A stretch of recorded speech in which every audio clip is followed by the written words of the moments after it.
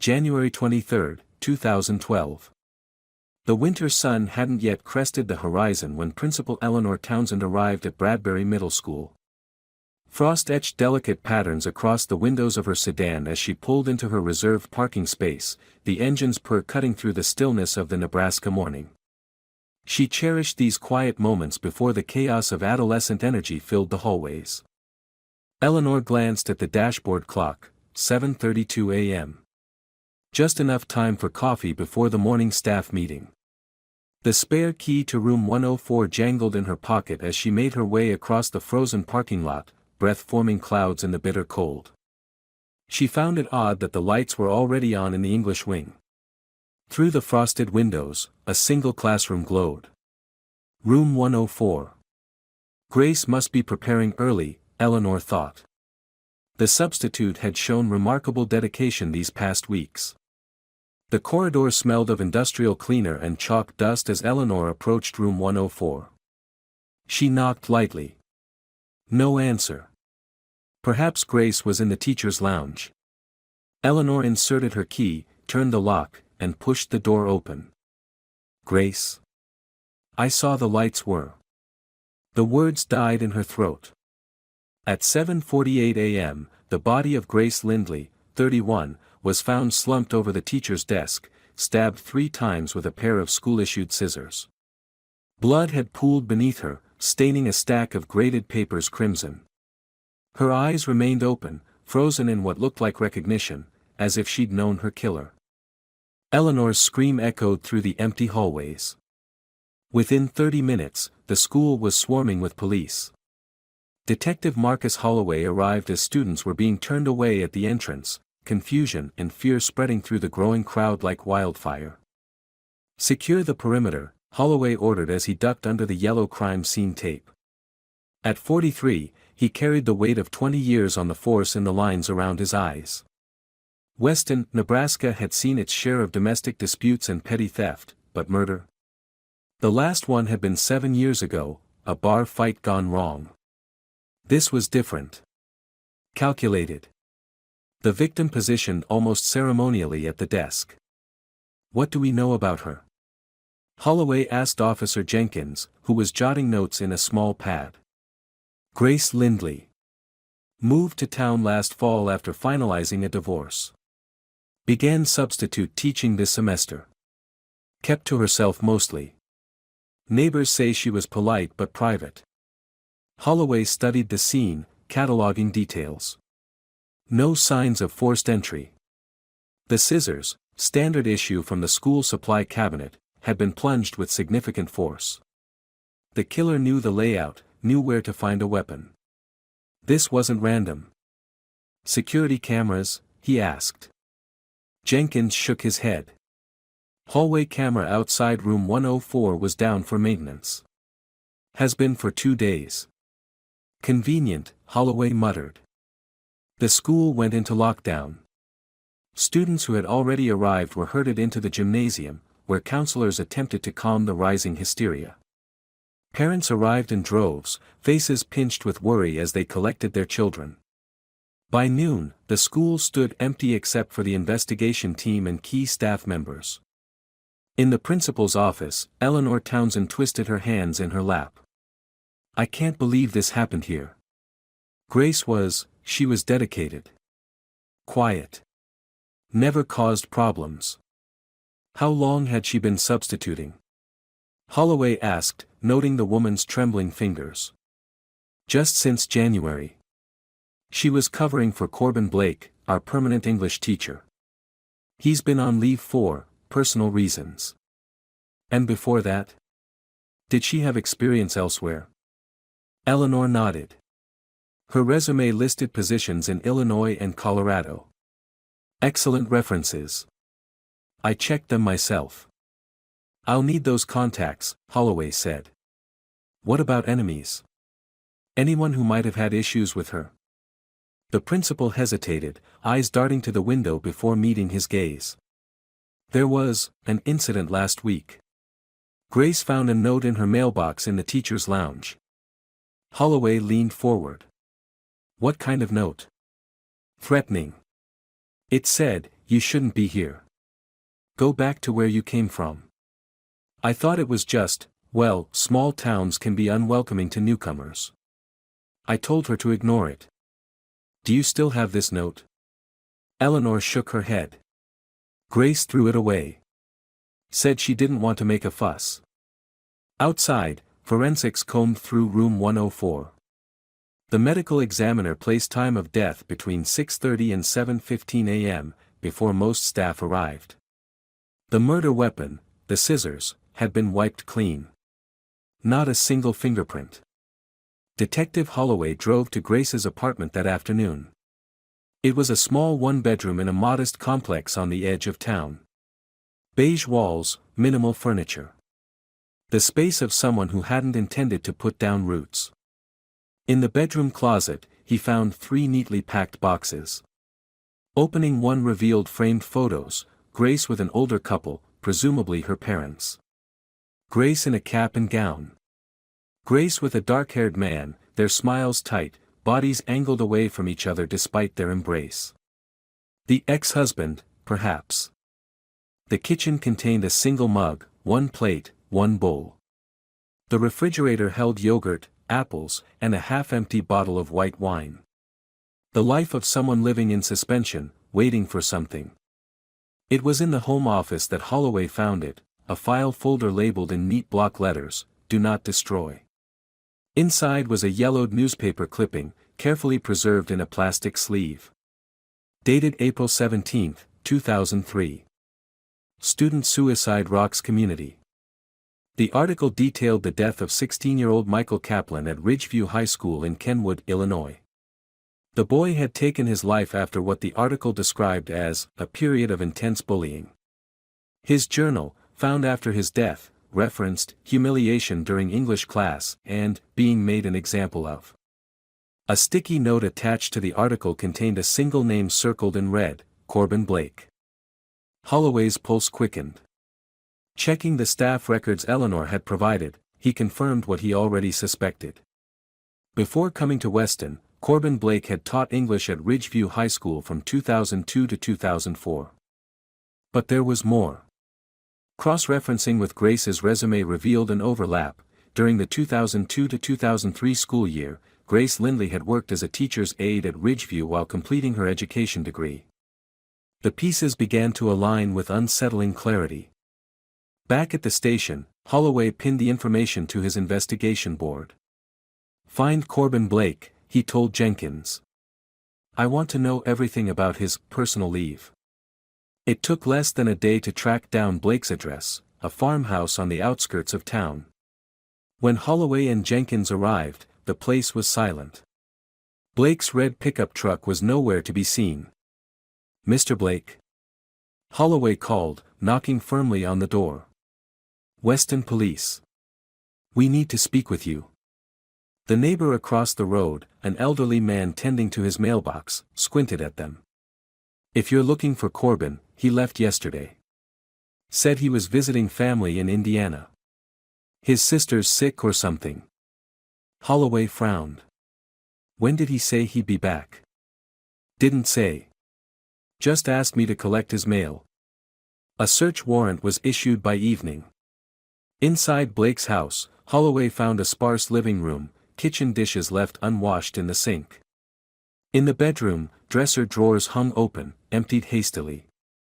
The closet was half empty, hangers scattered on the floor. Not the methodical packing of someone planning a temporary visit. In the home office, a laptop sat closed on the desk. Forensics would need to examine it. But it was the trash can that caught Holloway's attention, a partially burned photograph, edges blackened but the center still intact. It showed a younger Blake standing with a group of teachers. Next to him, barely visible, was Grace Lindley. "Check gas stations, traffic cameras," Holloway instructed his team. "I want to know exactly when Blake left town." The following morning brought results. Blake's red pickup had been captured by a security camera at Wilson's Gas and Mart just outside Weston at 8:12 p.m. on January 22, the night before Grace's murder. According to his neighbor, Blake had claimed to already be in Indiana by then. "We've got him lying about his whereabouts," Holloway told the chief. "And there's definitely a connection between him and Grace from years ago." The chief frowned. "It's circumstantial, Marcus. We need more." Holloway returned to the school, this time to interview the janitorial staff. Hector Ramirez, who'd worked at Bradbury for 15 years, recalled seeing lights on in room 104 multiple evenings the week before the murder. "Ms. Lindley stayed late often," he said, twisting his cap in his hands. "I'd see her grading papers, preparing lessons. Dedicated lady. Did you ever see anyone else with her? Anyone watching her?" Hector hesitated. "Last Thursday. I was emptying trash bins around 6:30 p.m. Saw a man standing in the hallway outside room 104. Just standing there, watching through the window in the door." "Did you recognize him?" "It was dark. But yeah, I think it was Mr. Blake. I called out to him, but he walked away quickly. Thought it was strange since he was supposed to be on leave." Another staff member, the school librarian Margaret Winters, provided a crucial piece of information. "Grace came to me about 2 weeks ago, asking for old yearbooks. Said she was doing research on teaching methods through the decades, that's what she told me. But she only looked at the years when Corbin worked here." "Did she say anything else? Anything about Blake?" Margaret pressed her lips together. "She mentioned feeling watched. Said she'd come in early one morning and found her desk drawers had been gone through. Nothing taken, just rearranged. I told her to report it, but she said she didn't want to cause trouble." 3 days into the investigation, Holloway received confirmation from Ridgeview High School about Grace's employment history. She had indeed worked as a teacher's aide during the 2002 to 2003 school year, primarily assisting in English classes, including Corbin Blake's. More damning was the statement from Michael Kaplan's parents. They remembered Grace. She had expressed concerns about Blake's teaching methods shortly before their son's suicide. According to them, Grace had witnessed Blake singling out Michael for pedagogical purposes, forcing the shy boy to read his personal essays aloud, then critiquing them harshly in front of the class. "She came to us after Michael died," Mrs. Kaplan said over the phone, voice cracking. "Said she tried to report it to the administration, but Blake had tenure. Nothing came of it. The school board had conducted an investigation but found insufficient evidence of misconduct. Blake had resigned the following year, moving to another district. Then another. And finally, to Weston." Holloway's theory solidified. Grace hadn't moved to Weston by coincidence. She'd tracked Blake down, perhaps intending to expose him, to finish what she couldn't accomplish years ago. But then why was she dead, and Blake on the run? 6 days after the murder, Blake's attorney contacted the department. "My client will cooperate fully, but he maintains his innocence. He has nothing to do with this media circus." "Then why did he flee town?" Holloway demanded during the phone call. Mr. Blake feared for his safety given his history with Ms. Lindley. She had been harassing him for months, threatening to fabricate misconduct allegations if he didn't resign his position. Her death is tragic, but he was nowhere near the school that morning. The attorney promised Blake would return for questioning once arrangements for his safety were made. Holloway wasn't holding his breath. A search of Grace's phone records revealed multiple calls to an unlisted number in the weeks before her death. The final call had occurred at 10:42 p.m. the night before she was killed, lasting 27 minutes. Tracing the number led to a prepaid phone purchased with cash at a convenience store 30 miles outside Weston. The clerk couldn't recall who bought it. Another dead end. 2 weeks after the murder, with public pressure mounting and no arrest in sight, Holloway returned to Grace's apartment for a second sweep. This time, he noticed something he'd missed: a loose floorboard in the bedroom closet, beneath where the boxes had been stacked. Inside the small cavity was a USB drive and a leather-bound journal. The drive contained dozens of audio files, recordings of conversations. Grace's voice, clear and determined: "I know what you did to Michael. To others. I have proof now. Blake's voice, initially muffled but growing clearer, you have nothing. No one would believe you, a divorcee with a vendetta. I was cleared of any wrongdoing. I'm not the only one who knows, Grace's voice continued. I've made copies. If anything happens to me. Is that a threat? Blake's tone hardened. Careful, Grace.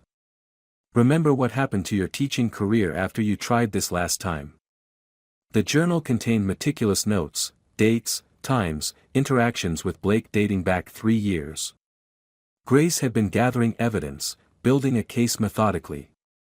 The final entry, dated January 22, read. Meeting CB tomorrow, 6:30 a.m. Bringing everything. This ends now, one way or another.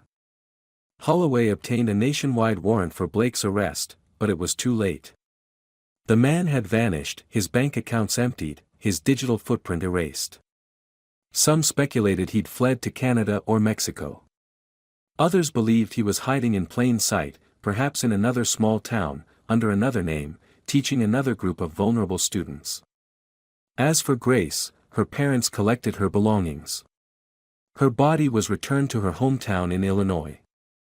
The school held a memorial service that few attended. She had been, after all, just a substitute teacher most students barely knew. Room 104 remained closed for weeks. When it finally reopened, the desk where Grace had died was replaced. The chair, however, remained. School budget constraints meant some things couldn't be changed.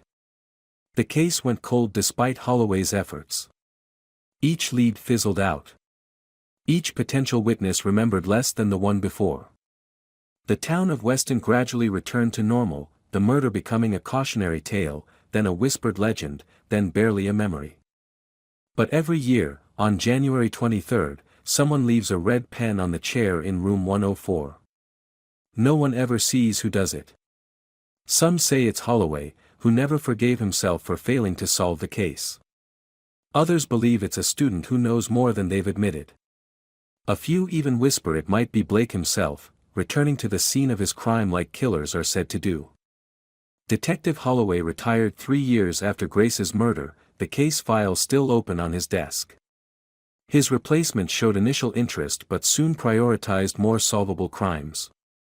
The file was eventually archived, gathering dust in the basement of the Weston Police Department. The red pens continue to appear. The chair remains. And somewhere, perhaps, Corbin Blake still teaches, having learned how to better hide the darkness within. As for Grace Lindley, her final act of courage, or revenge, remains incomplete. Justice, like the Nebraska winter, stays frozen in time. In room 104, during particularly quiet moments, some claim they can hear the scratch of a pen against paper. The sound of someone still trying to tell a truth that no one lived to hear.